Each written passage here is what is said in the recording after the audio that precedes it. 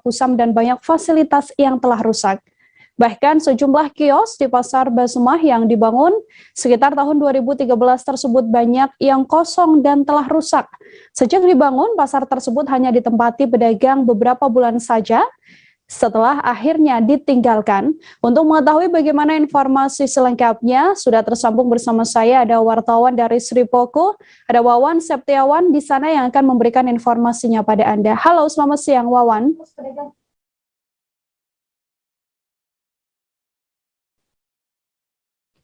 Selamat siang, Wawan. Ya, siang.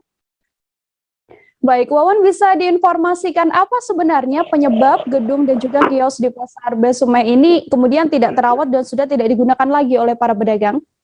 Ya, gini Renila, bahwa memang setelah dibangun pada sekitar tahun 2013, gedung ini sempat ditempati beberapa bulan oleh para pedagang. Namun karena alasan sepi, banyak pedagang yang meninggalkan kios yang mereka sewa dari pemerintah kota. Akibatnya sudah beberapa tahun ini kios ini hanya dihuni beberapa pedagang saja. Bahkan banyak yang dijadikan gudang sayur oleh sejumlah agen sayur, Nila. Baik, kemudian Pak pedagang atau penyewa kios ini akhirnya meninggalkan pasar ini, apa saja pernyataan atau alasan dari mereka? Iya, Nila, bahwa memang sebelumnya pasar ini memang sepi, jadi pembeli tidak terlalu banyak pengunjung yang membuat para pedagang menilai bahwa dagangan mereka tidak laku dan bukannya mendapat untung malah merugi. Dengan kondisi seperti itu, banyak pedagang meskipun sudah dari awal di pembangunan digratiskan, mereka terpaksa harus meninggalkan kios yang mereka sewa karena memang hampir tidak ada aktivitas jual beli. Namun saat ini kondisi di sini mulai membaik dan mulai ramai, inilah. Apa upaya yang kemudian dilakukan oleh pemerintah untuk kembali membuat pasar ini beroperasi dengan baik dan juga banyak dikunjungi oleh sejumlah pengunjung begitu? Berdasarkan keterangan dari Kepala UPTD Pasar Basumah ini, bahwa memang saat ini Pemkot sedang merencanakan untuk perbaikan fasilitas yang sudah rusak, terutama rolling door yang memang selalu menjadi keluhan para pedagang. Bagaimana mereka bisa berjualan atau menyimpan barang di kios jika kondisi rolling door kios rusak. Bahkan memang saat ini pemerintah kota sedang konsen memindahkan atau merelokasi pedagang yang ada di pasar Dempo Permai ke Pasar Mendagung yang lokasinya memang berdekatan dengan Pasar Basumah ini lah. Baik, terima kasih banyak Wawan Septiawan, wartawan Sri Poko atas laporan Anda. Selamat bertugas kembali, Wawan. Kita lanjutkan ke informasi lain, saudara. Viral di media sosial, ini adanya seorang pemuda yang dilamar oleh gadis di Kabupaten Pinrang, Sulawesi Selatan. Video prosesi pametoada atau melamar dalam tradisi Bugis ini memang viral di media sosial sejak beberapa hari belakangan. Viralnya kisah tersebut seusai pertama kali dibagikan oleh sebuah akun Facebook yakni Nursyati Tanti pada Senin 22 November. Meskipun anaknya sudah dilamar, namun proses pernikahan diketahui belum dilaksanakan dalam waktu dekat ini. Untuk mengetahui bagaimana informasi selengkapnya terkait adanya siswi SMP yang melamar mahasiswa dengan mahar setidaknya 500 juta rupiah ini, tersambung bersama saya, ada Nining Anggreani, wartawan Tribun Timur yang akan memberikan informasinya pada Anda. Halo Nining. Ya, halo rekan. Halo rekan Nila.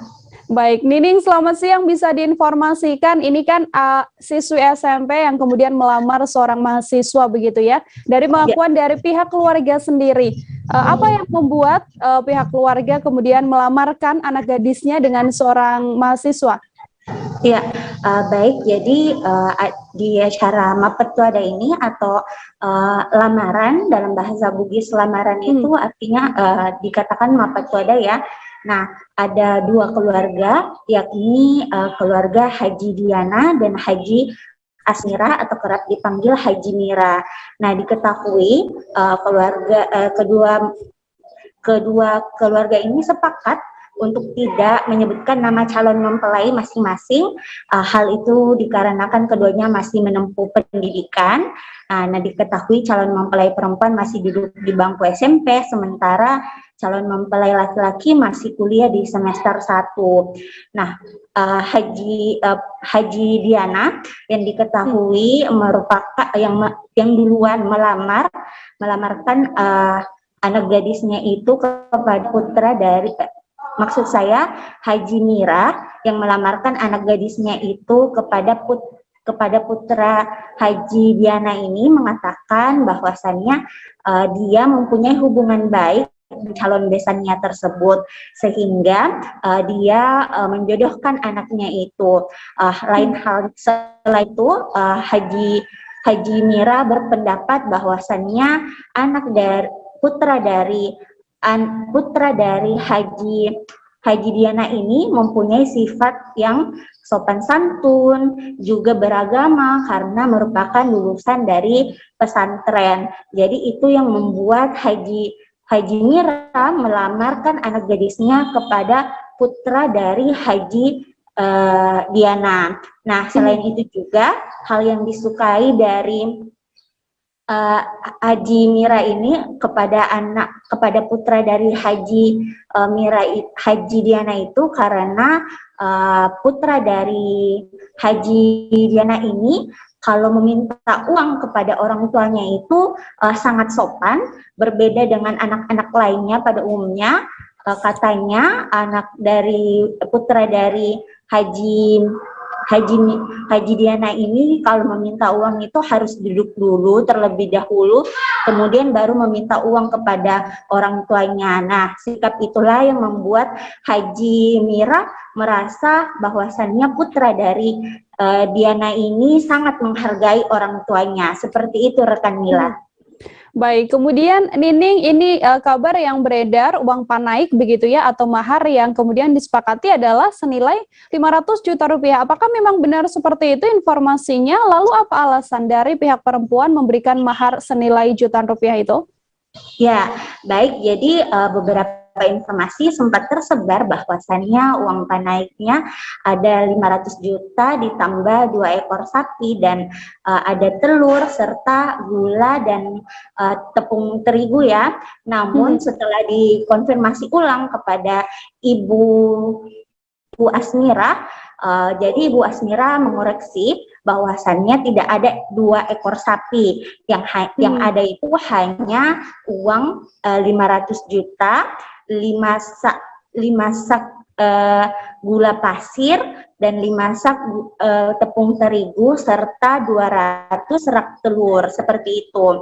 Nah, kemudian alasan Haji Mira memberikan uang panaik sebesar 500 juta itu karena diketahui Haji Mira ini mempunyai usaha ternak ayam yang cukup besar di daerah Tiroang, Kabupaten Pinrang. Jadi menurutnya uang panaik sebesar 500 juta itu wajar diberikan kepada putra dari Haji Diana ini. Seperti itu, rekan Mila. Pihak perempuan ini juga masih dikatakan adalah seorang siswi SMP begitu ya. Lalu untuk rencana pernikahannya sendiri sudahkah ada informasi, Nining? Ya, baik. Jadi seperti yang saya bilang tadi, siswi SMP, pihak dari perempuan ini masih SMP, kemudian calon mempelai laki-lakinya itu masih berkuliah semester 1. Jadi kedua belah pihak memutuskan untuk menunggu 3 sampai 4 tahun dulu baru menikahkan putra-putrinya ini. Seperti itu, rekan Mila. Baik, terima kasih banyak Nining, wartawan Tribun Timur, atas laporan Anda. Dan saudara, Nining tadi telah menghimpun wawancara, ada pernyataan dari ibu calon mempelai perempuan dan juga ada ibu calon mempelai laki-laki yang anaknya dilamar. Berikut liputannya untuk Anda. Iya, senang lah. Senang ya? Iya. Aku merasa senang, saya bisa merasa bangga. Saya merasa bangga anak saya bisa begini. Dilamar ya? Iya, dilamar sama orang. Alhamdulillah, karena anak saya dari pesantren nggak tahu di sana, langsung ke Jakarta dia kuliah. Apa kejadian tapi jauh sebelumnya Bu memang sudah ada pembicaraan atau persetujuan dengan Tidak ada. jadi kapan Bu ada kemudian ada kepikiran ke situ? Baru-baru ini karena dilihat bilang oh bagus ini, toh bagus juga ini mamanya, anaknya, bagus semua sifatnya. Saya suka anunya. Ibu saya dengar ini katanya Nata banyak yang mau lamar. Alhamdulillah. Iya. Karena sifatnya kita sama gitu, alhamdulillah. Tapi duluan ibu ini Iya duluan. datang Iya. dia kita terima. Iya. Bu, itu kan masih dalam tahap masih belajar, masih mahasiswa. Berarti menunggu selesai dulu atau bagaimana Iya. itu? Insya Allah kita menunggu dulu selesainya, karena dia masih kuliah. Sementara perempuannya juga masih ini, masuk kelas 3 SMP. Belum cukup umur. Iya, belum cukup umur.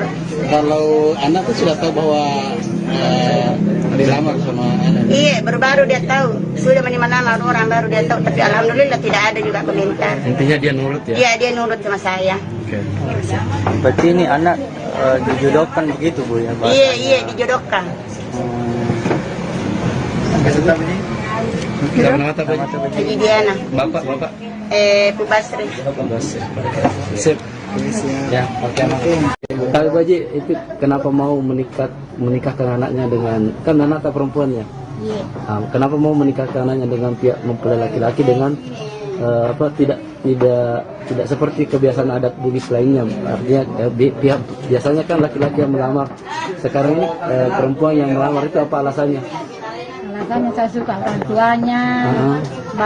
Saya sudah lama berbaik dengan orang tuanya. Anaknya juga baik. Terus dari pesantren, sifatnya baik, menghargai orang tua. Menghargai semua orang tuanya. Saya suka dia. Saya cari menantu seperti dia. Oh, berarti kriteria dari calon mantu teh ini memang sesuai dengan harapan tak? Iya. Apa sih yang lebih disuka dari dia Pak Bu Haji? Dia kalau suka sama orang tuanya, kaki orang tuanya, dia semua yang ngurus, minta uang sama orang tuanya, sopan, duduk dengan baik, minta uang, tidak kayak yang lain-lain. Tim gabungan Satreskrim Polres Aceh Barat dan Densus 88 Satgaswil Aceh, saudara menggerebek tempat persembunyian pelaku penembakan Pospol Panton Reu Polres Aceh Barat di kawasan Kecamatan Pasir Raya Aceh Jaya sekitar pukul 13.20 pada Senin 22 November. Penggerebekan tersebut terjadi setelah dilakukan monitoring selama 3 minggu lalu. Setidaknya ada 3 pelaku yang bersembunyi di rumah tersebut dan kemudian ditangkap oleh pihak kepolisian. Saat hendak ditangkap, dikabarkan seorang pelaku sempat melakukan perlawanan dengan menusuk petugas kepolisian menggunakan sangkor.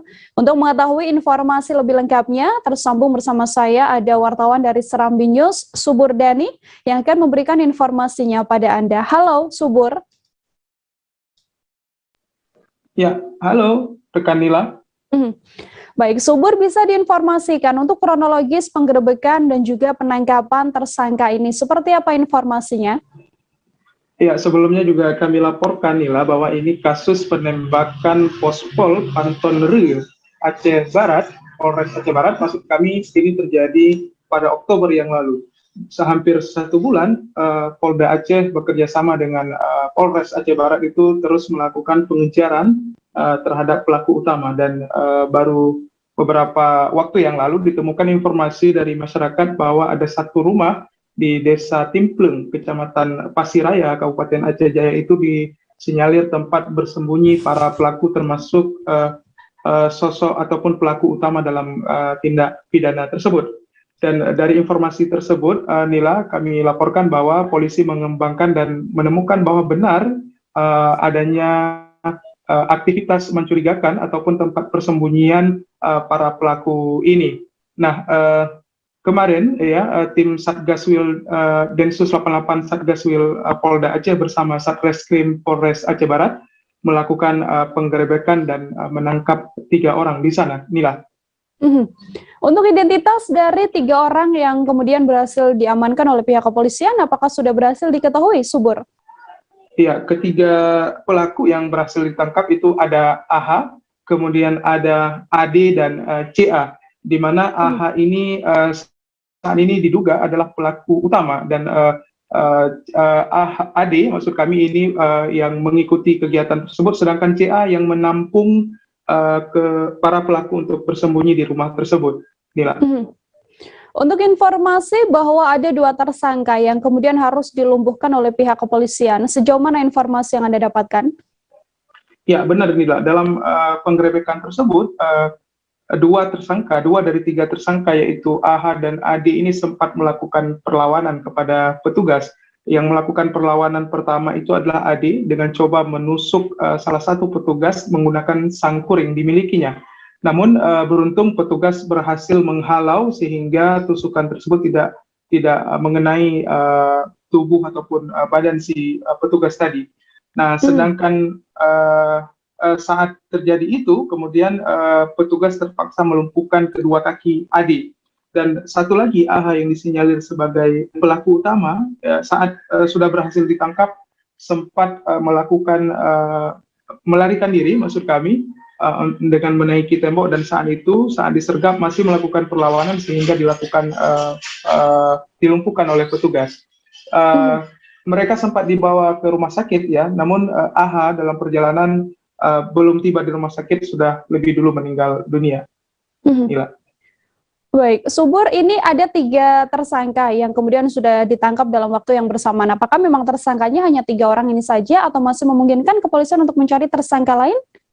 Ya, hingga pagi tadi kita konfirmasi kembali kepada Kabid Humas Polda Aceh, Kombes Pol Winardi, mengatakan pihaknya masih terus melakukan pengejaran.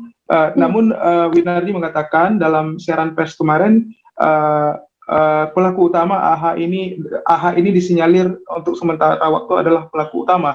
Namun polisi masih terus melakukan pengejaran karena diduga aksi penembakan yang terjadi di Panton Nere Oktober lalu ini melibatkan beberapa orang lagi. Dan saat ini polisi masih terus melakukan pengejaran di lapangan. Nila. Oke, terima kasih banyak Subur Dani, wartawan Serambi News, atas laporan Anda. Selamat bertugas kembali, Subur. Kita ke informasi lain, Saudara. Atap gedung SMP Negeri 1 Cibeber, Kampung Pasir Laban, Desa Cikota, Kecamatan Cibeber, Kabupaten Lebak, ambruk pada Selasa 23 November sekitar pukul 13:15 waktu Indonesia Barat. Setidaknya ada 8 siswa yang kemudian menjadi korban ambruknya gedung bangunan sekolah ini. Insiden tersebut diduga diakibatkan curah hujan yang tinggi, sehingga membuat bangunan yang sudah lama ini kemudian ambruk. Gedung yang rubuh digunakan untuk ruangan laboratorium, namun saat ini difungsikan untuk tempat alat kesenian. Untuk mengetahui bagaimana informasi lebih lengkapnya, sudah tersambung bersama saya wartawan Tribun Banten, ada Milda Niati di sana yang sudah siap dengan laporannya. Halo, selamat siang Milda. Ya, halo rekan Nila, ya. Milda, silakan dengan laporan Anda. Ada berapa siswa yang kemudian mengalami luka akibat insiden ini? Akibat insiden atap sekolah ambruk di Lebak itu, terdapat 8 siswa yang menjadi korban dari reruntuhan bangunan sekolah tersebut. Namun ke-8 siswa tersebut langsung dilarikan ke puskesmas terdekat untuk mendapatkan perawatan. Begitu rekan Nila. Untuk kronologis kejadian pada saat ambruknya bangunan sekolah ini, seperti apa informasinya, Milda?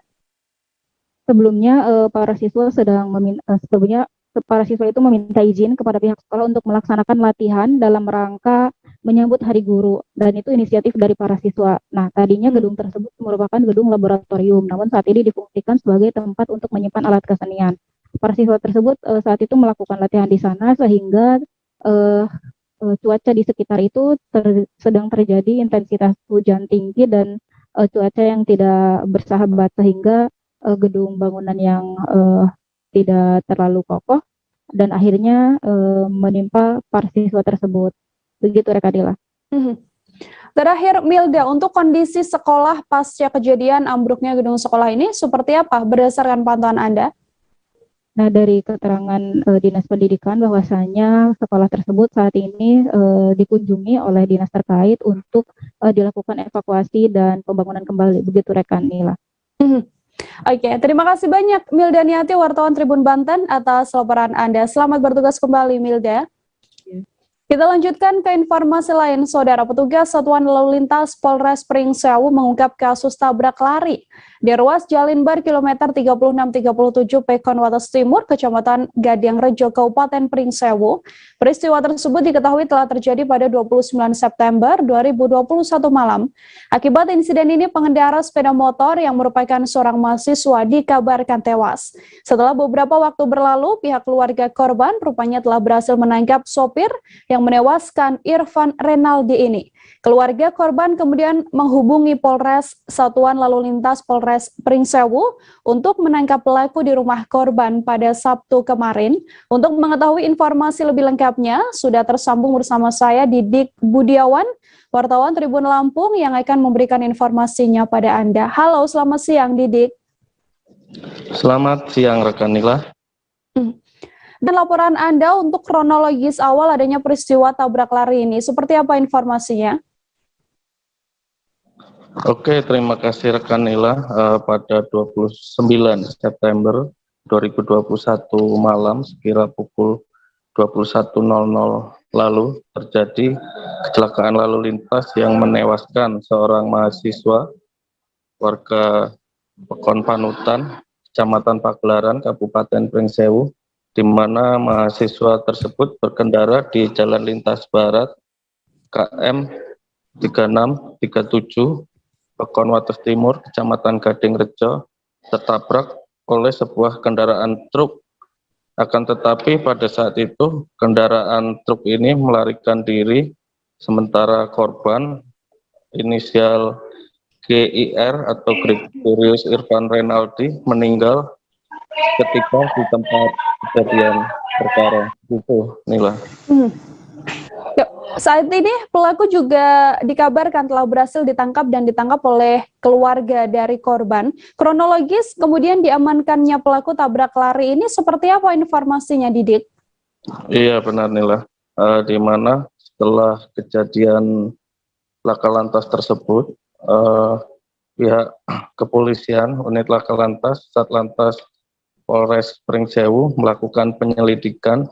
Tidak hanya itu, keluarga korban yang saat itu mengalami kesedihan yang mendalam dan menginginkan pelakunya tertangkap juga melakukan penyelidikan, sehingga keluarga korban mendapat informasi dan identitas pelaku pengendara mobil truk tersebut merupakan warga Kecamatan Natar, Kabupaten Lampung Selatan atas nama Rino Adiaksa, sehingga dengan adanya identitas tersebut, keluarga korban menjemput pelaku dan membawa ke rumah korban. Selain itu juga membawa ke makam korban untuk meminta maaf. Perlu diketahui Nila, waktu dalam pengungkapan perkara ini kurang lebih selama 2 bulan. Nah, setelah pelaku ini dibawa ke rumah korban, pihak korban kemudian menghubungi unit laka lantas Satlantas Polres Pringsewu, yang kemudian pelaku diamankan ke Polres Pringsewu. Begitu Nila. Dari pemeriksaan kepolisian sendiri, bagaimana pengakuan pelaku dalam kasus tabrak lari ini, Didik? Iya Nila, pelaku sopir truk dengan nomor polisi BE 8993 UX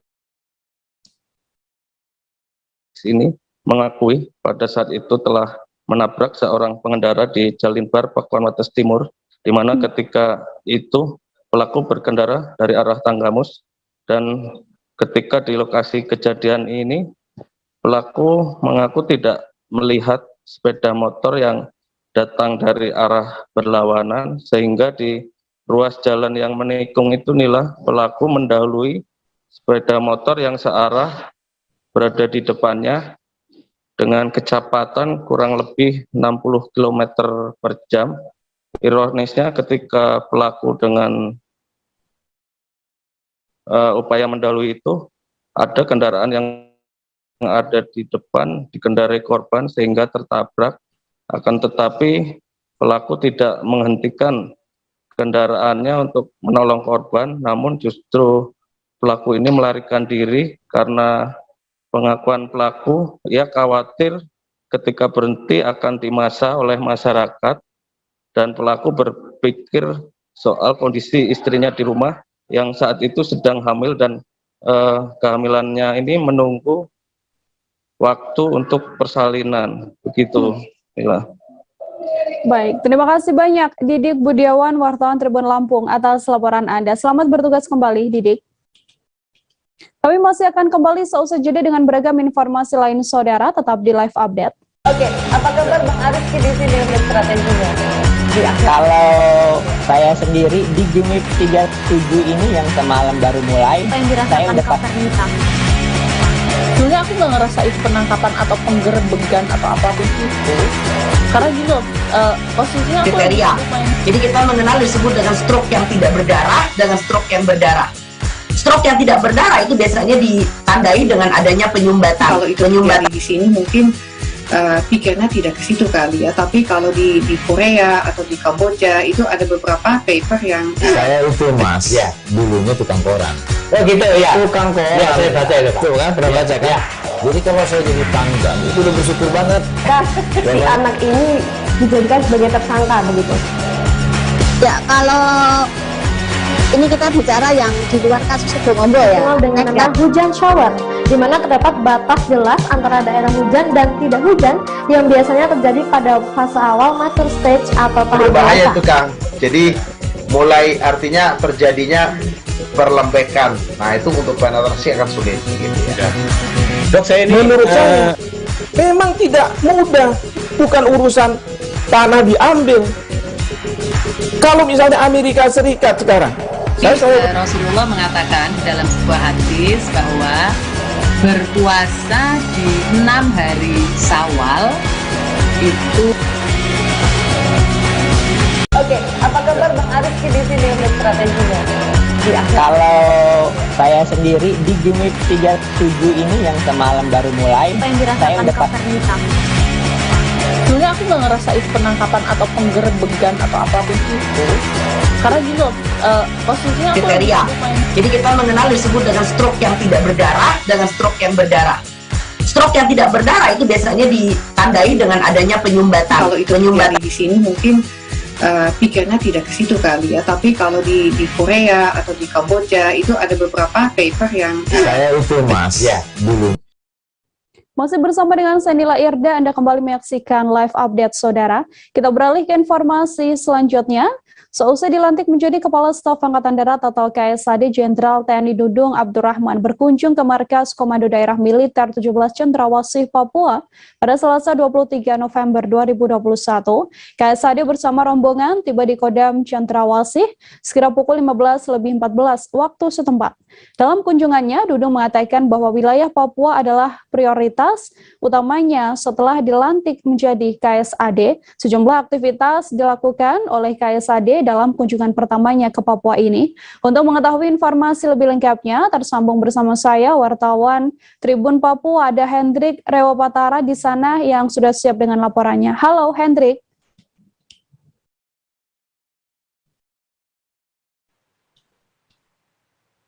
Ya, halo, selamat sore rekan Nila dan juga Tribuners. Baik, selamat sore waktu Papua. Hendrik, bisa dijelaskan agenda apa saja yang menjadi prioritas oleh Jenderal Dudung ketika berada dalam kunjungannya di Papua? Oke, terima kasih rekan Nila. Dapat saya informasikan bahwa dari pantauan saya, kemarin pada saat Jenderal Dudung tiba di Kodam 17 Cendrawasih, dan ini sudah menjadi niat Jenderal sendiri, di mana pada saat dilantik sebagai Kasat, ia menyampaikan bahwa kunjungan pertama yakni untuk melihat daerah operasi yang pertama di Provinsi Papua dan juga terkait kesejahteraan prajurit yang tugas di Papua. Begitu rekan Nila. Kemudian apa saja yang disampaikan oleh Kasat ini sewaktu berada di Kodam 17 Cendrawasih, Hendrik? Oke rekan Nila. Jadi pada saat Jenderal berada di Kodam, ia menyampaikan bahwa ia tidak mau melihat prajuritnya bertugas sendiri atau melaksanakan tugas di Papua sendiri. Oleh sebab itu, bagaimana ia bisa datang secara langsung ke Papua untuk melihat secara langsung di lapangan kesulitan yang mereka hadapi. Begitu rekan Nila. Untuk antusias sejumlah prajurit sendiri menyambut kedatangan dari KSAD ini seperti apa? Ya, untuk antusias sendiri dari prajurit sangat luar biasa ya, di mana kemarin terjadi hujan gerimis, namun antusias dari para prajurit menyambut kedatangan Pak Jenderal sendiri sangat luar biasa dengan tari-tarian adat maupun dengan tepuk tangan maupun dengan sejumlah sapaan dari para prajurit itu sendiri. Begitu rekan Nila. Baik, terima kasih Hendrik untuk mengetahui informasi lebih lengkapnya, Saudara. Hendrik telah mengimpun wawancara dengan Kepala Staf Angkatan Darat KSAD Jenderal TNI Dudung Abdurrahman. Kemudian ada pernyataan juga dari Dir Polairut Polda Papua Kombes Pol Insinyur Molan. Berikut liputannya untuk Anda. Assalamualaikum warahmatullahi wabarakatuh. Selamat sore, selamat sejahtera bagi kita sekalian. Shalom, Om Swastiastu, Namo Buddhaya, salam kebajikan. Rekan-rekan media yang saya hormati, pada kesempatan sore hari ini memang saya sudah niat pada saat saya dilantik menjadi Kepala Staf Angkatan TNI Angkatan Darat. Prioritas pertama adalah saya akan melihat daerah operasi, ya, Timika maupun Papua adalah menjadi prioritas utama yang saya kunjungi. Saya ingin melihat anak-anak saya yang melaksanakan tugas di situ, sehingga saya akan tahu bagaimana kesulitan-kesulitan mereka di lapangan di dalam melaksanakan tugas ini. Saya tidak ingin mereka perang sendirian atau melaksanakan tugas sendirian. Ya, artinya jangan mereka mengalami kesulitan-kesulitan di lapangan. Oleh karenanya kita berikan sepenuhnya prasarana dan sarana yang memadai. Tadi saya sudah sampaikan kepada pasukan yang akan melaksanakan tugas bahwa tugas di Papua ini adalah bukan tugas untuk melaksanakan operasi perang, bukan, tetapi membantu Polri dan membantu pemerintah daerah untuk memulihkan perekonomian, memulihkan situasi keamanan di sini. 1 bulan menjelang momen Natal dan Tahun Baru, Saudara, harga minyak goreng di Pasar Sentral Hamadi naik menjadi Rp19.000 per liternya. Sejumlah pedagang mengatakan bahwa sudah selama sepekan terakhir harga minyak goreng memang telah naik. Sebelumnya, harga minyak goreng dijual dengan kisaran Rp16.000 per liternya. Menurut sejumlah pedagang, kenaikan tersebut merupakan hal yang cukup biasa yang terjadi di Pasar Sentral Hamadi terlebih 1 bulan menjelang momen Natal dan juga Tahun Baru. Untuk mengetahui bagaimana informasi selengkapnya, sudah tersambung bersama saya ada Aldi Bimantara, wartawan Tribun Papua di sana yang sudah siap dengan laporannya untuk Anda. Halo Aldi. Ya, halo Nila dan juga Tribuners. Dari Jayapura, Papua dilaporkan, berdasarkan pantauan saya di Pasar Sentral Hamadi, Distrik Jayapura Selatan, didapati harga minyak goreng ini mengalami kenaikan dari yang semula dijual Rp16.000 per liternya, kini naik menjadi Rp19 hingga Rp20.000 per liternya. Nila dan juga Tribuners, diakui para pedagang di Pasar Hamadi, Distrik Jayapura Selatan, Kota Jayapura ini merupakan hal yang biasa menjelang momen Natal dan Tahun Baru. Meski begitu, Nila, mereka mengharapkan agar harga pasar dapat kembali stabil seperti sedia kala. Sementara itu, berdasarkan pantauan saya juga di Pasar Hamadi, harga kebutuhan pokok lainnya, misalnya beras, gula, dan sembako lainnya masih terpantau stabil di Pasar Sentral Hamadi, Distrik Jayapura Selatan, Kota Jayapura, 1 bulan menjelang Natal dan Tahun Baru. Nila.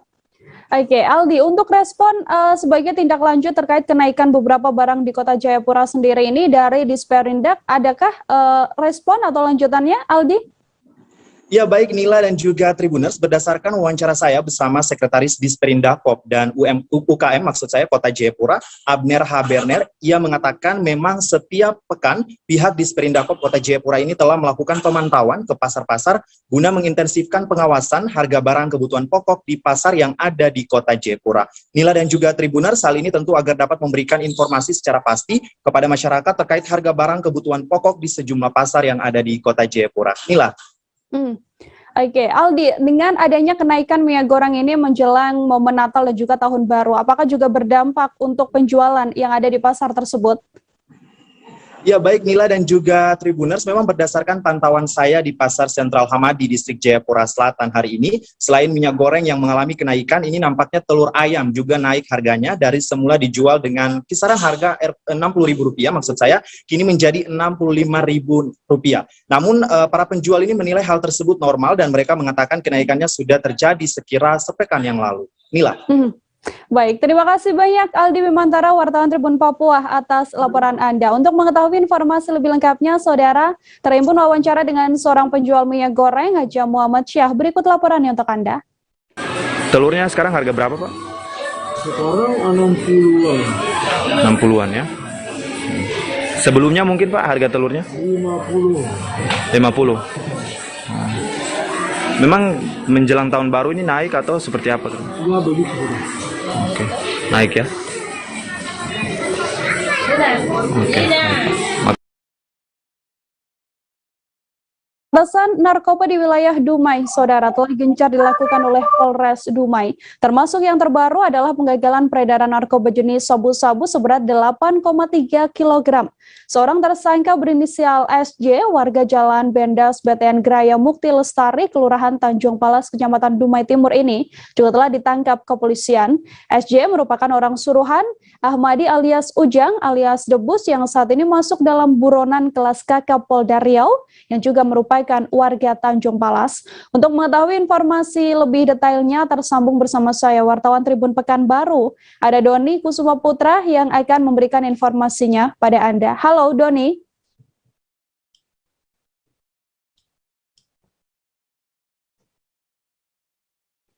Halo Doni, selamat siang. Ya, siang rekan Nila. Doni, silahkan dengan laporan Anda bisa dijelaskan untuk kronologis penangkapan seorang tersangka ini seperti apa, kemudian barang bukti apa saja yang telah diamankan kepolisian? Ya, terima kasih rekan Nila.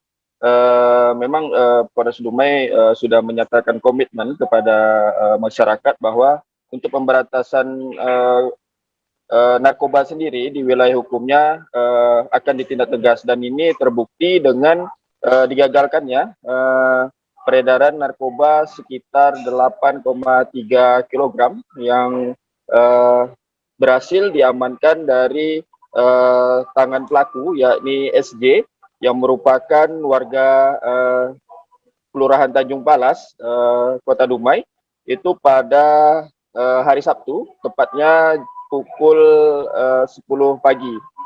Dari tangan pelaku sendiri, ini diamankan sebanyak 8 bungkus 8 bungkus sabu-sabu yang dibungkus oleh teh Cina, dan juga ada sekitar 3 ons itu sabu yang memang sudah beberapanya sudah diedarkan baik itu di Kota Dumai maupun di tempat lainnya rekan Nila. Dan saat ini pelaku pun sudah berhasil diamankan berkat informasi dari masyarakat dan juga dari pelaku yang terlebih dahulu itu diamankan di Polda Riau, rekan Nila.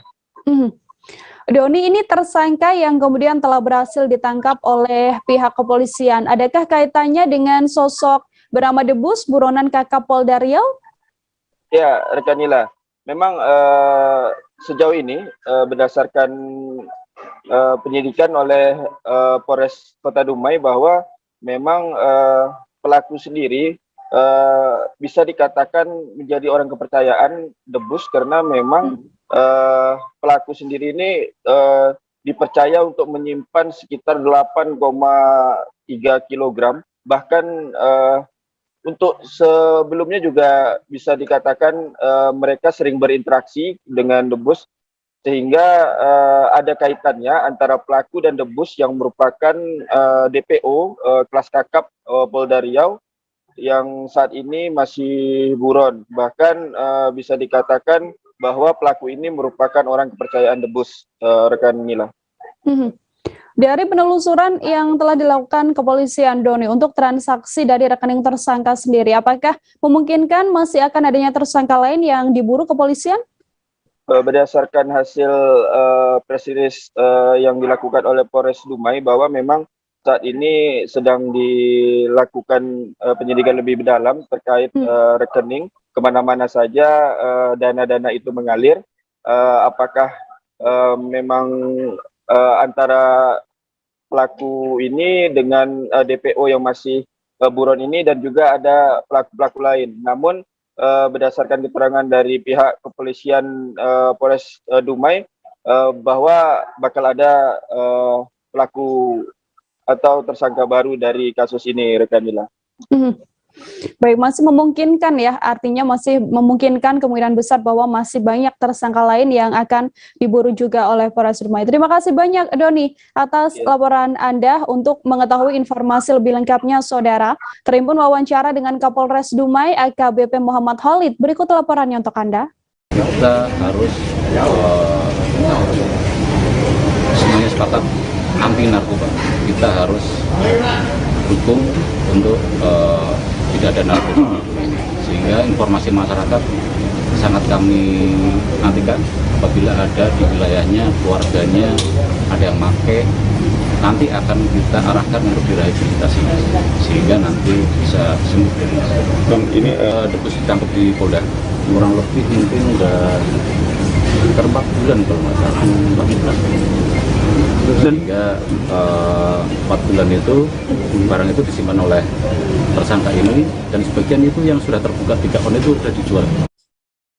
Satres Narkoba Polres Karimun, Saudara, melakukan pemusnahan barang bukti narkotika jenis sabu. Adapun pemusnahan tersebut dilakukan dengan cara direbus menggunakan air mendidih di Mapolres Karimun pada Senin 22 November. Narkotika jenis sabu tersebut merupakan hasil kejahatan dari seorang tersangka yang berinisial NJ yang telah ditangkap saat berada di sebuah wisma di kawasan Karimun pada 30 Oktober lalu. Tersangka ini diketahui merupakan seorang kurir. Untuk mengetahui bagaimana informasi selengkapnya, sudah ada wartawan Tribun Batam, Yeni Hartati di sana yang akan memberikan informasi lebih lengkapnya pada Anda. Halo Yeni. Halo Nila. Iya nih, untuk pemusnahan yang dilakukan oleh pihak Satres Narkoba Polres Karimun, seperti apa informasinya? Baik Nila, untuk pemusnahan yang dilakukan oleh Satres Narkoba Polres Karimun merupakan hasil tangkapan dari 30 Oktober 2021 lalu, di mana hasil tangkapan dari tersangka yang berinisial NJ dengan tempat kejadian perkara itu di salah satu wisma yang berada di Jalan Tengku Umar, Kelurahan Tanjung Balai Karimun, Kecamatan Karimun, Tanjung Balai Karimun. Adapun sekira pukul 14.45 waktu Indonesia Barat. Adapun pemusnahannya itu sendiri dilakukan dengan cara direbus dengan air yang mendidih untuk melarutkan kristal barang haram tersebut, kemudian dilakukan pembuangan di dalam spiteng. Seperti itu Nila. Berapa banyak berat barang bukti yang dimusnahkan oleh Polres Karimun tersebut, Yeni? Baik, untuk barang buktinya itu sendiri sedikitnya ada 6 bungkus narkotika yang diduga jenis sabu yang dibungkus dengan plastik bening dan dibalut lakban hitam dengan zat kotor sebanyak 6.508 gram, kemudian disisihkan sebanyak 197,48 gram yang dibawa ke laboratorium forensik Polda Riau dan sebagai bukti persidangan. Kemudian pemusnahan dilakukan sebanyak 6.304,59 gram. Nila. Ada tersangka yang kemudian juga turut diamankan kepolisian dalam kasus narkotika ini. Kemudian untuk hukuman para tersangka ini seperti apa, Yeni? Nah, baik. Adapun pasal yang dikenakan merupakan pasal 114 ayat 2, subsidiar pasal 112 ayat 2, pasal 132 ayat 1 Undang-Undang Republik Indonesia nomor 35 tahun 2009 tentang narkotika. Dengan ancaman pidana paling singkat 5 tahun, paling lama 20 tahun, atau hukuman mati atau denda 1 miliar hingga 10 miliar, Mila. Jadi untuk peredaran narkotika sendiri di wilayah Karimun, berdasarkan informasi yang telah Anda himpun, sejauh mana sih peredaran narkotika di sana? Nah, baik. Diketahui Tanjung Balai Karimun, Kepulauan Riau itu sendiri merupakan berada di daerah diapit oleh dua negara, yakni Malaysia dan Singapura. Adapun barang haram jenis narkotika itu sendiri kebanyakan merupakan barang yang berasal dari Malaysia. Nah, selain menjadi sasaran peredaran narkoba, Tanjung Balai Karimun itu sendiri sering dijadikan transit atau peredaran narkoba itu sendiri, sehingga ketika transit di Karimun kebanyakan itu dijadikan untuk disalurkan kembali ke Riau Daratan, sehingga dalam konferensi pers yang dilakukan oleh pihak Polres Karimun, Kapolres Karimun AKBP Tony Pantano mengatakan adapun Tanjung Balai Karimun itu sendiri wilayah yang dijadikan tempat transit atau peredaran narkoba yang indah. Jadi upaya-upaya terus dilakukan oleh pihak Polres Karimun tersebut, Mila. Oke, terima kasih banyak Yani atas laporan Anda. Untuk mengetahui informasi lebih lengkapnya, Saudara, Yani telah mengimpun wawancara dengan Aun Rafiq, Bupati Karimun. Berikut liputannya untuk Anda. Dalam keadaan sehat berkumpul di Mapores Karimun dalam rangkaian kegiatan pemusnahan barang bukti narkoba di Mapores Karimun pada hari ini. Tentu atas nama pemerintah Kabupaten Karimun, masyarakat Kabupaten Karimun, kami memberikan apresiasi, penghargaan setinggi-tingginya kepada jajaran Mapores Karimun, di mana dalam situasi pandemi COVID ini telah dapat melakukan penangkapan, penertiban dan penindakan terhadap peredaran narkoba di Kabupaten Karimun. Tim gabungan Polda Jambi, Saudara, menggerebek setidaknya 2 laki-laki dan 1 perempuan dalam razia operasi penyakit masyarakat atau PEKAT di Siginjai di sebuah hotel di kawasan Talang Banjar, Jambi Timur pada Senin 22 November. Ketiganya diduga kuat terlibat dalam jaringan prostitusi. Para pelaku ini tak bergeming saat petugas mengetuk pintu kamar. Meski telah dibantu oleh pihak hotel, para anak muda ini tidak membuka pintu dan seolah isi kamar sedang kosong. Sampai akhirnya setelah melalui persetujuan dari pihak hotel, pintu hotel akhirnya dijebol oleh pihak kepolisian. Diduga kuat, seorang di antara laki-laki tersebut merupakan muncikari, di mana ia memang kerap mencari pelanggan untuk teman wanita yang saat itu tidur bersamanya di dalam kamar. Untuk mengetahui bagaimana informasi lebih lengkapnya, sudah ada Aryo Tondang, wartawan Tribun Jambi, yang akan memberikan informasi lebih lengkapnya pada Anda. Halo Aryo. Halo, selamat siang Nila dan Tribuners. Selamat siang. Aryo, bisa diinformasikan untuk kronologis awal hingga dilakukannya penggerebekan dan berujung dengan pembongkaran pintu kamar hotel ini seperti apa informasinya? Baik Nila dan Tribuners, perlu saya informasikan bahwasanya memang dalam 1 pekan terakhir Polda Jambi dan jajaran sedang menggelar operasi PEKAT atau penyakit masyarakat, Nila, di mana memang ini menyasar sejumlah tempat hiburan malam, penjual miras dan penginapan hingga hotel kelas melati maupun yang hotel lainnya, Nila, di mana memang yang terjadi pada Senin kemarin terdapat salah satu hotel yang berada di kawasan Jambi Timur, tepatnya, Nila, terdapat 1 kamar yang di mana memang saat dilakukan pemeriksaan tamu tersebut tidak berlaku kooperatif untuk menemui petugas, di mana sesuai dari keterangan pihak hotel sendiri, Nila, diketahui bahwasanya memang kamar tersebut telah dipesan dan saat itu sedang diisi oleh tamu. Namun saat diperiksa, mereka bergeming seolah kamar sedang kosong, sehingga memang petugas berupaya keras. Menariknya, Nila, di mana memang proses untuk membuka pintu itu sendiri cukup memakan tenaga dan waktu yang cukup lama, sekitar 1,5 jam. Inilah petugas baru berhasil membongkar dan menjebol pintu menggunakan 1 unit kunci Inggris ukuran besar. Dengan menjebol kemudian berhasil menyusup ke dalam kamar hotel, begitu, Mila. Saat pemeriksaan dan setelah kamar hotel kemudian berhasil dibuka oleh petugas kepolisian, apa saja barang-barang yang ditemukan di lokasi? Oke, baik, Nila. Pada saat berhasil dimasuk atau dijebol oleh petugas, saat ketiganya berupaya atau berdalih sedang tertidur pulas.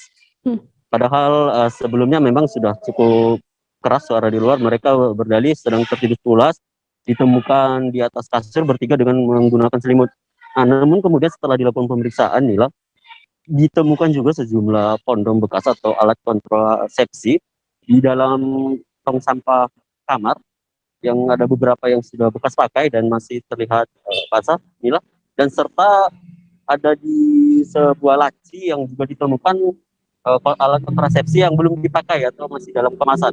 Itu. Terkait informasi bahwa 3 orang yang diamankan ini kemudian terlibat jaringan prostitusi online, seperti apa pernyataan kepolisian, Aryo?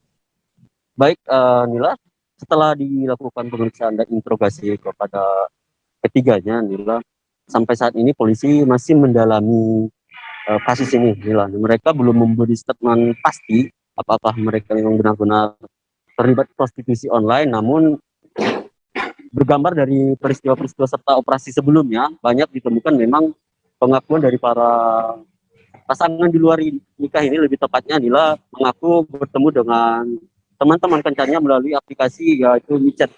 Nah, seperti yang terjadi juga pada saat itu, di mana memang pada hotel ini salah satu lelaki yang kemudian yang ditanyai petugas mengaku kerap mencarikan pelanggan, begitu. Mencarikan pelanggan untuk rekan wanitanya, kemudian dibanderol dengan harga sekira 300.000 begitu, Mila. Oke, terima kasih banyak Aryo Tondang, wartawan Tribun Jambi atas informasinya. Selamat bertugas kembali, Aryo. Kami masih akan kembali dengan beragam informasi lain, saudara tetap di live update. Oke, apa kabar Bang Arif di sini untuk strateginya? Kalau saya sendiri di Gimik 37 ini yang semalam baru mulai, saya udah sebenarnya aku nggak ngerasain penangkapan atau penggerbegan atau apapun itu, karena gini loh, posisinya aku kriteria. Jadi kita mengenal disebut dengan stroke yang tidak berdarah dengan stroke yang berdarah. Stroke yang tidak berdarah itu biasanya ditandai dengan adanya penyumbatan. Kalau itu terjadi di sini mungkin pikirnya tidak ke situ kali ya, tapi kalau di Korea atau di Kamboja itu ada beberapa paper yang saya itu mas, ya dulunya tukang koran. Oh gitu ya, tukang koran. Ya, saya baca ya, Pak. Tuh kan pernah baca kan? Jadi kalau saya jadi tanggal itu udah bersyukur banget. Si anak ini dijadikan sebagai tersangka begitu. Ya, kalau ini kita bicara yang di luar kasus Situbondo ya, dengan nama hujan shower, di mana terdapat batas jelas antara daerah hujan dan tidak hujan yang biasanya terjadi pada fase awal mature stage atau tahap berbahaya dewasa. itu Kang. Jadi mulai artinya terjadinya perlembekan. Nah itu untuk penetrasi akan sulit gitu ya. Dok, saya ini menurut saya memang tidak mudah, bukan urusan tanah diambil. Kalau misalnya Amerika Serikat sekarang, Rasulullah mengatakan dalam sebuah hadis bahwa berpuasa di 6 hari Syawal itu. Oke, apa kabar Bang Arif di sini untuk strateginya? Kalau saya sendiri di Gimik 37 ini yang semalam baru mulai, saya udah sebenarnya aku nggak ngerasain penangkapan atau penggerbegan atau apapun itu, karena gini loh, posisinya aku kriteria. Jadi kita mengenal disebut dengan stroke yang tidak berdarah dengan stroke yang berdarah.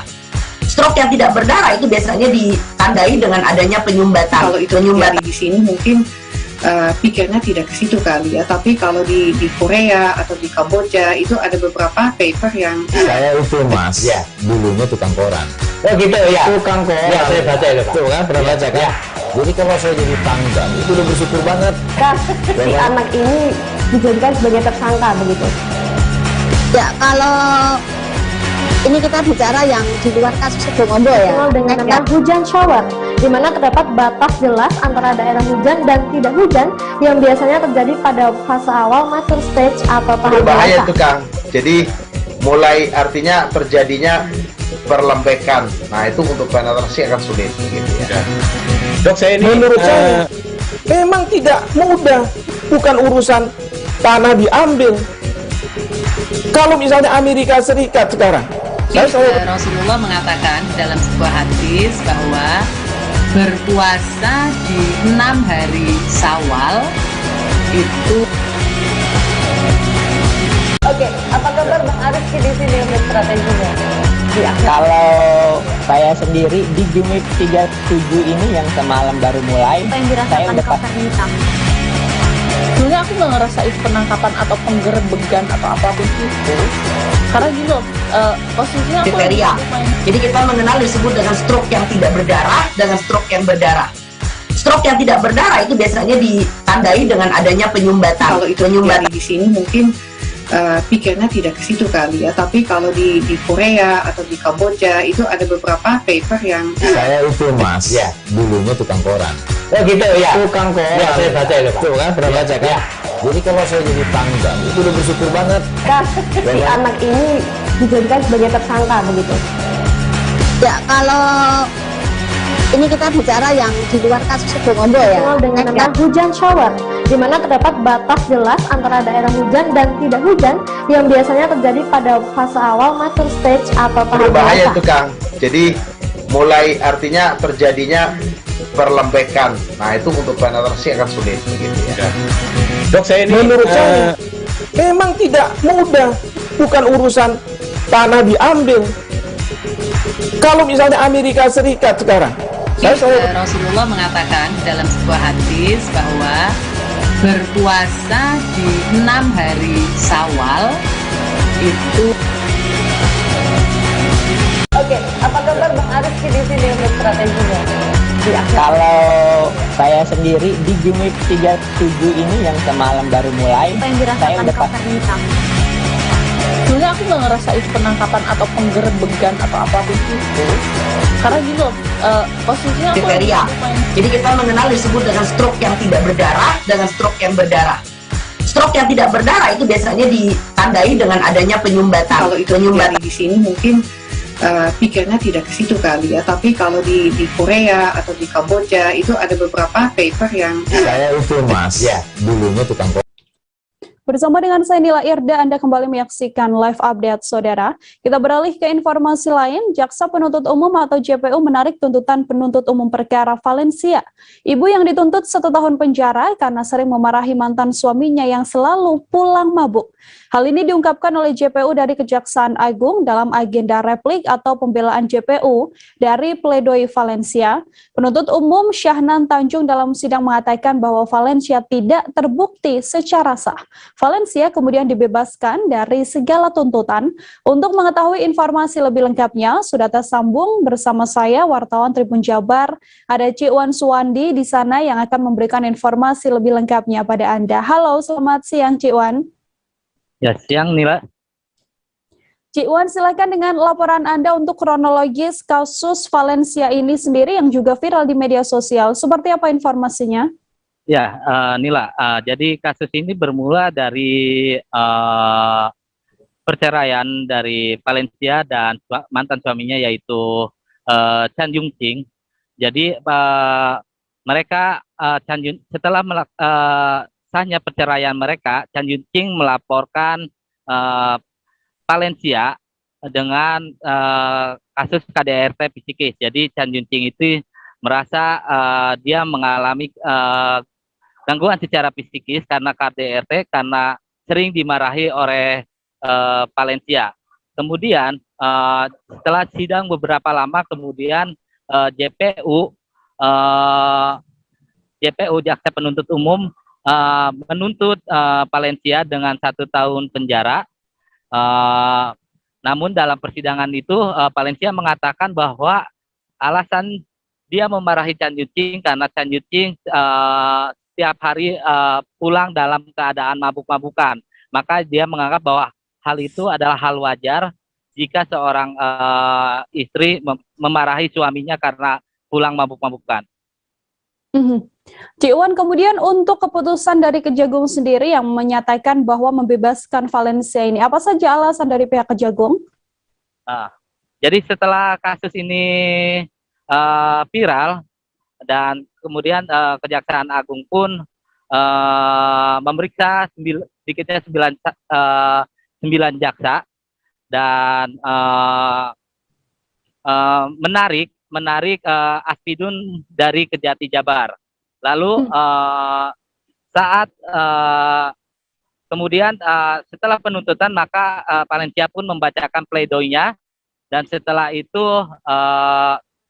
Jaksa Agung JPU melakukan sidang replik. Nah, namun di sidang replik ini karena kasus Valencia ini langsung ditarik oleh Jaksa Agung, jadi penanganan langsung oleh Kejaksaan Agung, maka kemarin pun JPU yang sebelumnya dari Kejaksaan Negeri Kerawang kemudian diganti oleh JPU langsung dari Kejaksaan Agung.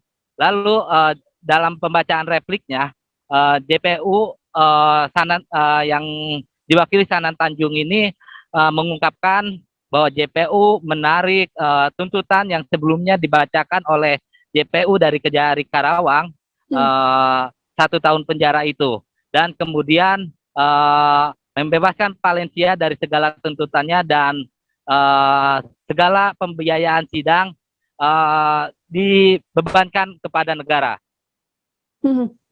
Untuk sidang putusan untuk kasus Valencia ini sendiri, sudahkah ada jadwal pastinya? Nah, untuk kemudian untuk keputusan sendiri, Mahkamah Hakim dari Pengadilan Negeri Karawang belum bisa memutuskan secara langsung pada sidang sidang kemarin pas pembacaan replik. Mereka meminta waktu agar melakukan diskusi terlebih dahulu untuk memvonis Valencia setelah replik itu. Jadi mereka meminta waktu yang akan vonis Valencia ini akan dilaksanakan sekitar 2 Desember. Oke, Cik Wan, ini untuk mantan suami dari Valencia sendiri kan juga ikut membuat laporan begitu ya untuk Valencia yang kemudian akhirnya apakah ada tuntutan atau mungkin pidana yang dijatuhkan untuk mantan suami Valencia ini? Ya, inilah. Jadi setelah Valencia dilaporkan oleh suaminya KDRT psikis, kemudian Valencia pun ikut melaporkan suaminya dengan dugaan KDRT psikis juga dan penelantaran. Nah, kemudian kemarin pun jadi sidang replik berbarengan dengan sidang tuntutan dari JPU dengan terdakwa Chan Yung Ching, yaitu mantan suaminya. Jadi Chan Yung Ching sendiri dituntut dengan penjara 6 bulan dan percobaan 1 tahun penjara. Baik, terima kasih banyak Cik Wan Suwandi, wartawan Tribun Jabar, atas laporan Anda terkait kasus Valencia yang juga viral di media sosial Tribuners. Untuk mengetahui informasi lebih lengkapnya telah terhimpun wawancara dengan Kapus Penkum Kejagung Leonard Ebenezer. Berikut liputannya untuk Anda.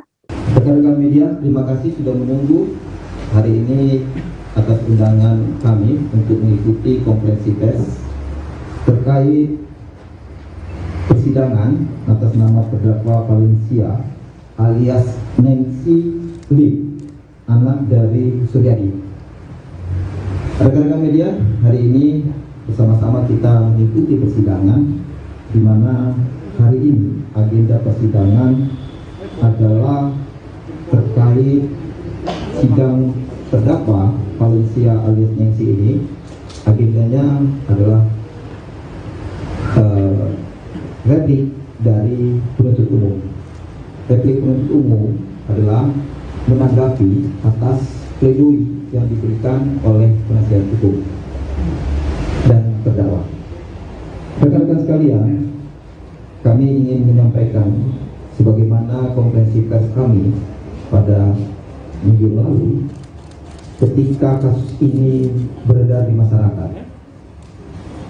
Bapak Jaksa Agung memberikan perhatian khusus terhadap penanganan perkara ini yang ada di persidangan Pengadilan Negeri Karawang.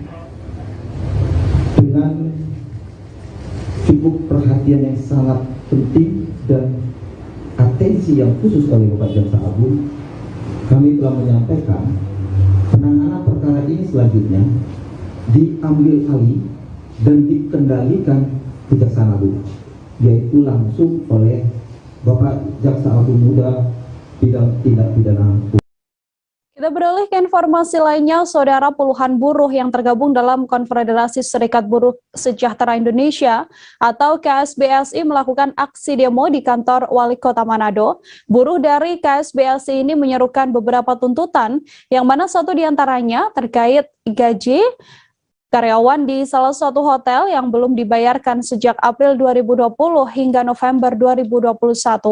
Untuk mengetahui bagaimana informasi lebih lengkapnya, tersambung bersama saya, wartawan Tribun Manado, ada Andreas Ruau di sana yang akan memberikan informasinya pada Anda. Halo Andreas.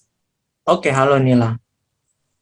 Baik, Andreas, silakan dengan laporan Anda. Aksi demo dilakukan oleh sejumlah buruh. Apa tuntutan dari para pendemo? Iya, ratusan buruh ini, mereka kemarin melakukan aksi unjuk rasa. Salah satunya juga karena dari bermasalah dengan salah satu hotel, yaitu Hotel Said Kawanua, terkait pesangon dan terkait masalah UMP ya, yang masih sama dengan UMP tahun ini yang pada tahun 2022 tidak naik. Nah, untuk tuntutan mereka itu satu, menuntut pembayaran gaji sejak bulan April tahun 2020 sampai saat ini bulan November itu yang tidak dibayarkan oleh Hotel Said Kawanua. Yang kedua, menuntut Hotel Said Kawanua membayar pesangon terhadap 12 karyawan. Kemudian menuntut Hotel Said Kawanua membayar THR tahun 2019 dan tahun 2020. Kemudian membayar service charge dari bulan September hingga sekarang, dan kemudian meminta penyidik kepolisian untuk menseriusi meningkatkan laporan polisi yang baru saja mereka laporkan soal terkait hotel tersebut. Kemudian meminta kepolisian daerah Sulawesi Utara untuk melakukan penyelidikan lebih dalam, dan yang terakhir menolak penetapan upah minimum Provinsi Sulawesi Utara tahun 2022 yang ditetapkan oleh Gubernur. Juga meminta Wali Kota Manado dan Gubernur Sulawesi Utara menaikkan upah minimum Kota Manado di tahun 2022. Begitu kira-kira. Terkait aksi dari para pendemo ini, apakah pemerintah setempat kemudian sudah memberikan tanggapannya, Andreas? Oke, dari pemerintah setempat itu kemarin mereka dipertemukan dengan Kepala Dinas Ketenagakerjaan Kota Manado, dan dari Kepala Dinas mengatakan bahwa tuntutan mereka sedang diproses, dan untuk UMP Kota Manado juga sedang disusun secara anggaran dan bagaimana agar bisa menyesuaikan dengan kondisi pandemi yang pasca pandemi juga sempat mendapat tekanan bagi perekonomian di Kota Manado dan di Sulawesi Utara, sehingga hal ini menjadi concern dari pemerintah setempat untuk lebih serius dan lebih memperhatikan para nasib-nasib pekerja yang terutama yang sudah di PHK, begitu kira-kira. Oke, Andreas, untuk penetapan UMP tahun 2022 yang tadi sempat dikatakan tidak ada perubahan begitu ya, dari pemerintah sendiri apakah memberikan alasan mengapa UMP ini tidak mengalami kenaikan untuk tahun mendatang? Ya, karena alasannya banyak pertimbangan ya. Memang beberapa di antaranya itu ada investasi yang masih kurang di Provinsi Sulawesi Utara karena juga dampak pandemi COVID-19, hingga para investor-investor yang masih terdampak pandemi atau perekonomian yang masih terdampak pandemi juga relokasi anggaran yang banyak dialokasikan ke penanganan pandemi COVID-19, dan juga kunjungan-kunjungan aktivitas pariwisata di Kota Manado yang cukup berkurang karena pandemi COVID. Itu kira-kiranya. Oke, artinya memang pandemi COVID-19 cukup mempengaruhi ya di Manado sendiri untuk penetapan UMP 2022. Baik, terima kasih banyak Andreas, wartawan Tribun Manado, atas laporan Anda. Selamat bertugas kembali. Terima kasih.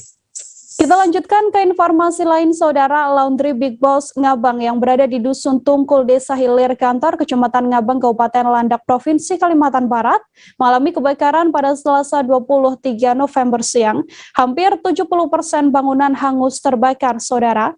Barang-barang yang ada di dalamnya juga hanya sebagian kecil yang kemudian bisa diselamatkan karena cepatnya api membakar. Diduga api tersebut muncul dari mesin pengering laundry. Untuk mengetahui informasi selengkapnya terkait kebakaran laundry yang menghebohkan warga di Kota Ngabang ini, tersambung bersama saya Alfonsius Pardosi, wartawan Tribun Pontianak, yang akan memberikan informasi lebih lengkapnya pada Anda. Halo, Alfon.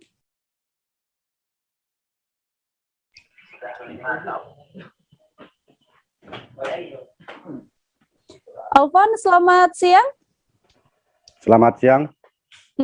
Baik, Alfon, selamat siang. Bisa diinformasikan terkait adanya kebakaran ini, adakah korban jiwa yang terdampak dari peristiwa tersebut? Baik, Rekanila, perlu saya sampaikan bahwa dari kejadian kebakaran kemarin itu memang tidak ada menelan korban jiwa. Namun hanya barang-barang yang ada di dalam hampir banyak yang hangus terbakar. Begitu, Rekanila. Untuk situasi pada saat kebakaran terjadi seperti apa, Alfon? Apakah api ini juga turut membakar bangunan-bangunan yang ada di sekitar? Baik, saat kebakaran itu memang masyarakat langsung mengerumuni lokasi kejadian, sehingga menjadi tontonan karena lokasinya dekat dengan jalan raya. Kebetulan lokasinya di jalan utama Kota Ngabang. Untuk bangunan yang di sebelahnya, kanan kiri, kebetulan tidak ada yang menjalar apinya, sebab laundry Big Boss ini berada atau dia hanya bangunan tersendiri. Begitu, Rekanila. Dari keterangan pihak kepolisian, sudahkah berhasil diketahui lebih pasti apa sebenarnya penyebab dari kebakaran ini, Alfon? Baik, jadi dari keterangan Kasat Reskrim Polres Landak, yakni Ibtu Sugiono, beliau mengatakan dari hasil keterangan saksi, yakni pemilik Big Boss Laundry Hartadi, jika kebakaran awalnya adalah dari alat pengering pakaian, yang dimana alat pengering pakaian ini menggunakan gas LPG, sehingga api muncul dari gas LPG. Begitu, Rekanila. Untuk proses pemadaman api sendiri, seperti apa informasinya, Alfon? Berlangsung berapa lama proses pemadaman api? Baik, untuk pemadaman berlangsung sekitar 1 jam. Itu pemadam dari Damkar Satpol PP Kabupaten Landak, kemudian dari Polres Landak menurunkan water cannon juga, serta pemadam api swasta Ngabang. Begitu, Rekanila. Baik, terima kasih banyak Alfon atas informasinya. Untuk mengetahui informasi lebih lengkapnya, Saudara, Alfon telah menghimpun wawancara dengan Kasatpol PP Landak, Wibersono Jait. Berikut liputannya untuk Anda. Kita luncur ke sini dengan kekuatan 5 orang aja nih. Baru didekat sama yang lain, tapi yang lain sudah pada masuk. Dibantu dari BPBD, dari Bakti, Bakti Kota, itu aja. Inilah, berarti ini 25%, 25% kemenangan utama. Kalau udah habis kan tidak terjadi. Itu aja Pak. Tidak. Kalau penyebab awal ini Pak, penyebab awal kita tidak bisa memastikan, jelas kita penyelamatan pesawat. Tidak ada korban ya, Pak? Siap, belum tahu sementara kita mau pendinginan dulu baru kita cek. Berapa lama api padam, Pak? Ya, itu tadi kurang lebih ada 45 menit. Oke, ya. Kita beralih ke informasi selanjutnya, Saudara. Belasan sopir angkot, tukang ojek hingga becak yang tergabung dalam Persatuan Persaudaraan Supir Angkot Becak dan Ojek atau Persabo di Kabupaten Majene mendeklarasikan diri untuk mendukung Anies Baswedan untuk maju dalam pemilihan Presiden 2024 mendatang. Deklarasi itu digelar di pelataran Boyang Asamalewang, Majene pada Selasa sore. Mereka menggelar deklarasi dengan membawa poster bertuliskan mendukung Anies Baswedan maju sebagai calon di Pilpres 2024. Tak hanya itu, ada pula poster dengan gambar Gubernur DKI Jakarta yang bertuliskan Anies Baswedan untuk Indonesia. Untuk mengetahui bagaimana informasi lebih lengkapnya terkait deklarasi dukungan untuk Anies Baswedan untuk maju Pilpres 2024 mendatang, tersambung bersama saya Misbah Sabarudin, wartawan Tribun Sulbar yang akan memberikan informasinya pada Anda. Halo Misbah. Iya, Rekanila. Baik, Misbah, silakan dengan laporan Anda. Bagaimana situasi pada saat aksi deklarasi ini digelar? Ya, rekan Nila, benar sekali bahwa sejumlah sopir angkot dan becak juga tukang ojek ini menggelar deklarasi. Mereka mendeklarasikan diri mereka bahwa mereka siap mendukung Anies Baswedan maju di dalam pemilihan presiden tahun 2024. Belasan supir angkot, becak, dan ojek ini tergabung dalam komunitas yang diberi nama Persatuan Persaudaraan Sopir Angkot, Becak, dan Ojek atau disingkat dengan nama Persabo. Mereka menggelar deklarasi menyatakan dukungan kepada Anies Baswedan untuk maju sebagai calon presiden dalam Pilpres 2024 mendatang di halaman Boyang Samalewuang, Majene, tepat berada di Jalan Jenderal Gatot Subroto, Kelurahan Banggai, Kecamatan Banggai, Kabupaten Majene. Mereka membawa spanduk, kemudian mereka juga satu persatu berorasi menyatakan dukungan mereka terhadap Anies Baswedan, dan mereka juga membawa becak, kemudian mobil dan kendaraan masing-masing dalam menggelar deklarasi ini. Demikian rekan Nila. Misbah, kemudian untuk sejumlah sopir angkot yang tergabung dalam komunitas ini, ya, bisa saya katakan, apa alasan mereka atau apa yang meyakinkan mereka sehingga yakin untuk mendeklarasikan diri Anies Baswedan ini bisa maju dalam Pilpres mendatang? Iya, menurut koordinator komunitas Persabo ini, atas nama Herman Hairudin, mereka berinisiatif menyatakan dukungan mereka kepada Anies Baswedan untuk maju dalam pemilihan presiden 2024 karena mereka menilai bahwa sosok Anies Baswedan ini patut memimpin Indonesia dalam periode 2024 hingga 2029 mendatang, karena mereka berharap Anies Baswedan mampu memimpin Indonesia utamanya dalam mengembangkan ekonomi kerakyatan, kemudian juga untuk mempercepat pembangunan atau akses pendidikan di daerah pelosok, terutama di Kabupaten Majene sendiri. Dan mereka mengaku mereka menggelar aksi deklarasi ini murni dengan inisiatif mereka sendiri. Demikian rekan Nila. Apa harapan dari sejumlah sopir angkot, kemudian tukang ojek dan juga becak di Majene ini, Misbah, sehingga mendeklarasikan diri untuk mendukung Anies Baswedan?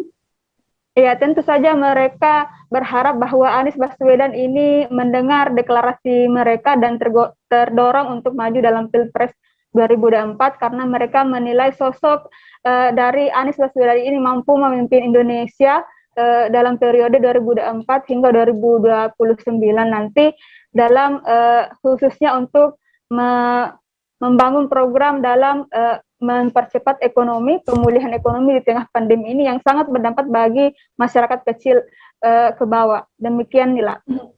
Baik, terima kasih banyak Misbah Sabarudin, wartawan Tribun Sulbar, atas laporan Anda terkait deklarasi untuk dukungan Anies Baswedan di Majene. Selamat bertugas kembali, Misbah. Kita ke informasi selanjutnya, Saudara. Polsek Medan Barat telah menangkap personil polisi Brigadir Windy Pranama yang diduga mencuri sepeda motor warga Kota Medan. Kini oknum Brigadir Windy ini akan mempertanggungjawabkan segala tindakan yang telah diperbuatnya. Diketahui Brigadir Windy Pramana diduga melarikan sepeda motor milik tetangganya. Kejadian tersebut terjadi pada Minggu 21 November sekitar pukul 13 waktu Indonesia Barat. Untuk mengetahui informasi lebih lengkapnya, sudah ada Goklas, wartawan Tribun Medan, yang akan memberikan informasinya pada Anda. Halo Goklas. Halo rekan Nila. Baik, Goklas, silakan dengan laporan Anda. Untuk kronologis kejadian adanya seorang oknum kepolisian yang mencuri sepeda motor ini, seperti apa informasinya? Ya, jadi awalnya tepat pada hari Minggu 21 November 2021, itu sekitar pukul 1 di kediaman korban yakni bernama Hadi. Itu awalnya Brigadir Windy Pramana yakni oknum polisi yang diduga mencuri sepeda motor itu meminjam sepeda motor terhadap adik ipar si Hadi tersebut, adik ipar si korban, yang dimana pada saat itu Hadi sedang keluar rumah, yang di dalam rumah hanya ada adik iparnya. Nah, pada saat itu oknum polisi tersebut meminjam sepeda motor untuk membeli nasi.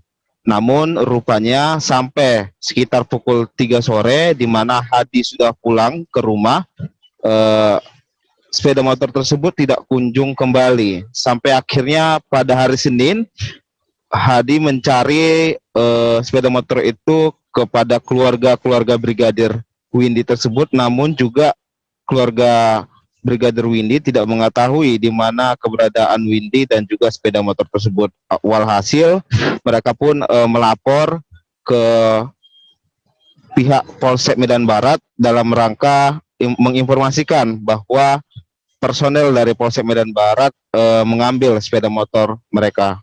Begitu untuk kronologisnya, Nila.